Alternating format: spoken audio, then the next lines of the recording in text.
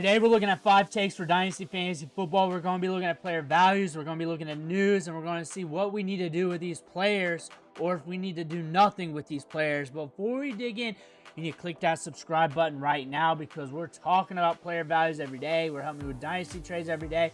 And of course, we're going to help you with those rookie drafts. Click that button, stop missing out. First things first, came out yesterday that the Jets might be trading Breece Hall so they can get some Ashton Jeanty.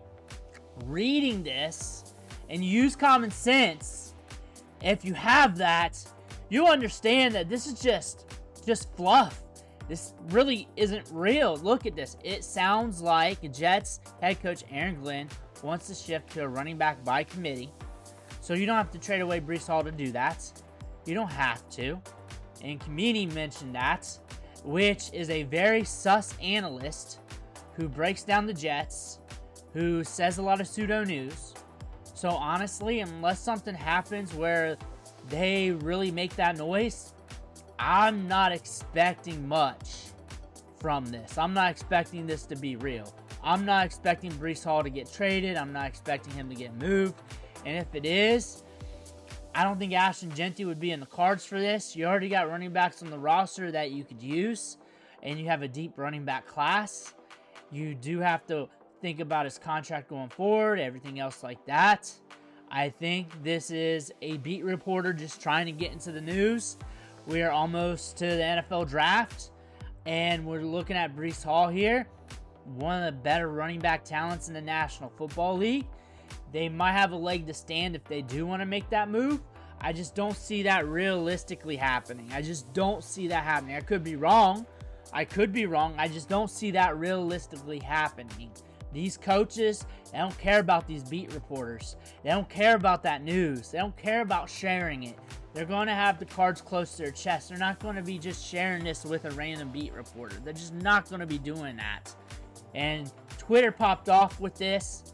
But honestly, if you logically think about this, pseudo news until something actually happens. Shedeur Sanders patting the ball multiple times in his pro day. That has been beating to death. TikTok is hilarious with this.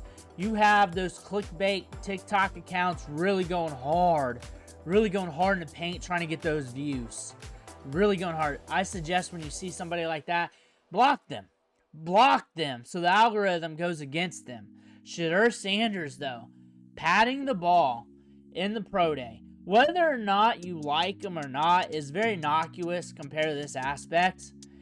It's a very minimal trait here to really diagnose and look at.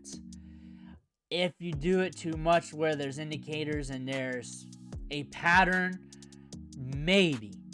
But when you look at every quarterback in the National Football League, you even look at these damn rookies, they all do it. They all do it to a degree on the field. All-time greats have done it, and I don't understand. That is just a thing quarterbacks have done since the Stone Age. That is just what they've always done. I remember as a kid pretending to pat the ball or patting the ball while playing two-hand touch because it looked cool from watching NFL films. I think that is just something that happens, and it just is what it is. But the internet overglossed it. But more on Shedeur Sanders, and the impact here is that the Browns and the Giants might be out of quarterback here. The Giants got 2 quarterbacks on the books right now. The Browns will be looking at Travis Hunter, Abdul Carter. They're going to have 2 very good prospects looking at them right in the face. 2 top-tier prospects. And they have the chance to hit that button and roll with it. They do, and it's not a bad choice. They can go for a quarterback for the future, fill that position of need, or they get those studs. And right here, as Shefty is saying, Travis Hunter is huge with them. And out of the Colorado players, that is the big-time newsmaker. That is the big-time playmaker you want on that offense. One of the top wide receivers in the class. You can use on both sides of the ball. He's going to be a difference maker. And he's going to be different for your team than any other player that you're ever going to select, because you can use him on both sides of the ball. He's a very twitched up player, very quick, can separate, very good closing in when the ball's in the air, defensively. And you're looking down below me, Giants and Browns out at quarterback. Out per Adam Schefter. Starting to feel. So it may not be true. It may not be true, but we doubled down today. This is 8 minutes ago. We doubled down today with Travis Hunter. Something's rumbling. Could be wrong. I've been saying the Browns sound like they're going to be selecting him. You look for Mary Kay whatever from Cleveland, whatever, the insider, the beat reporter, she made it sound like the Browns were in on Shedeur Sanders. That he was going to be their Baker Mayfield, that moxie quarterback they were looking into. I have that clip on my Shedeur Sanders video. She made it sound dead nuts that the Browns are very interested in Shedeur Sanders and that they might be selecting him. That is something to pay attention to. But we got rumblings here that he might fall. Where would he fall? Steelers, maybe.